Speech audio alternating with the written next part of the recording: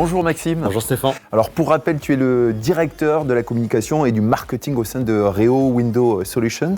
Est-ce que tu peux nous parler de l'historique récent de Reo, notamment en faveur de l'économie circulaire ? Déjà, Reo, c'est un groupe familial et très engagé en termes d'action sur l'économie circulaire depuis de nombreuses années, et notamment dans le cadre de notre activité, qui est donc la transformation du PVC pour fabriquer des profils qui servent à fabriquer des fenêtres.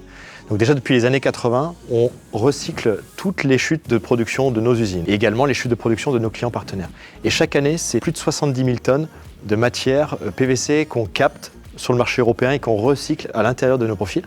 Et pour aider aussi le consommateur à identifier ce recyclage-là, on a créé un label qui s'appelle EcoPulse. Et ce label-là garantit l'usage de minimum 40% de matière recyclée jusqu'à 86%. Est-ce que tu peux nous rappeler les différentes étapes du recyclage des anciennes fenêtres qui sont collectées sur chantier ? Ce sont nos partenaires qui font ce travail-là.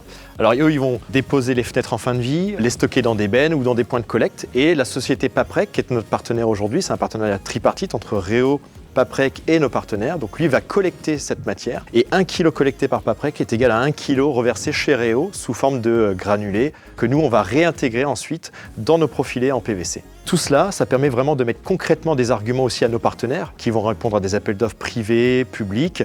Et c'est en association avec la loi AGEC et la récente REP, donc la responsabilité élargie aux producteurs. Et ce partenariat dont tu parlais, il a débuté en quelle année ? En 2015, avec Paprec, on a signé donc cet accord pour qu'ils puissent donc collecter pour nous, broyer, microniser, puis regranuler cette matière PVC, nous la relivrer. Nous, ça nous permet de la réintégrer dans notre process de production, qui est NF, norme française, on doit répondre à cette norme-là. Et également, il faut juste le savoir, c'est qu'un PVC recyclé, ça émet 88% de CO2 en moins qu'un PVC vierge. Un chiffre qui nous rappelle pourquoi il est important de recycler de la matière et de s'engager dans le domaine de l'économie circulaire. Alors, dans le détail, le PVC Reo, il est constitué comment ? Le PVC, il fait partie de la famille des polymères. Et je trouve que c'est un des polymères les plus vertueux aujourd'hui parce qu'il est déjà dans sa composition. C'est 57% de sel, donc c'est une partie minérale, et 43% d'éthylène. Et chez Reo, ça fait partie vraiment de notre ADN que quand on produit un nouveau polymère, de savoir le produire, mais aussi de le recycler. Donc de vraiment maîtriser la totalité du process. Et pour cela, pour le recyclage, on a créé un nouveau process industriel qui s'appelle la coextrusion. Et la coextrusion, justement, tu peux nous rappeler de quoi il s'agit ? On va mettre simultanément deux matières différentes dans un même produit. Donc là, de la matière recyclée ici en gris et de la matière vierge ici en blanc. Et comme Reo, on aime maîtriser vraiment à 100% notre process industriel, on a donc investi plus de 25 millions d'euros en 2015 sur notre usine française basée à Morhange en Moselle afin de lui faire un bond technologique. Merci pour ces premiers éléments d'information, Maxime. Et puisqu'on est reçu ici au sein de RPI Menuiserie, chez l'un de vos fabricants partenaires, on va aller tout de suite rencontrer Antoine, son dirigeant.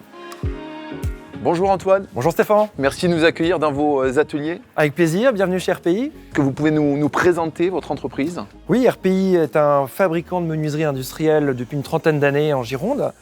Et nous servons des clients artisans qui posent des menuiseries en rénovation chez les particuliers.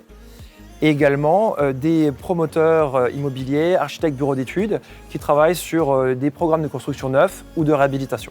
Économie circulaire au quotidien au sein de RPI, qu'est-ce que ça veut dire ? Comment ça se manifeste ? D'abord, c'est une réponse à une demande. Les clients finaux sont de plus en plus attentifs à ces démarches-là. Les architectes, les bureaux d'études avec lesquels on travaille cherchent à servir cette demande. Et pour être proactifs et les accompagner, on fait deux choses. D'abord, on travaille avec les profilés Reo qui peuvent contenir jusqu'à 86% de matière recyclée, donc un impact carbone vraiment réduit. Et puis pour contribuer à cette circularité, on collecte ici les chutes à la découpe, les copeaux à l'ébavurage, et on permet de nourrir ce cycle de revalorisation. Puisqu'on parle d'économie circulaire, quelles sont les prochaines étapes chez Reo ? Chez Reo, vous l'avez compris, l'objectif c'est de réduire au maximum l'empreinte carbone avec pour objectif final la neutralité d'ici une quinzaine d'années, 2040. Et pour cela, on va mener un certain nombre d'actions, notamment travailler sur des nouveaux types de PVC, des PVC biosourcés qui vont nous permettre d'abaisser à 90% les émissions de gaz à effet de serre, mais également de travailler sur le process complet de l'extrusion du profil jusqu'à la fabrication de la fenêtre avec des nouveaux concepts de matériaux qui ne seront plus du PVC. Eh bien, on a hâte de vous accompagner, de voir ça. Merci à tous les deux, encore une fois. Merci à vous de nous avoir suivis.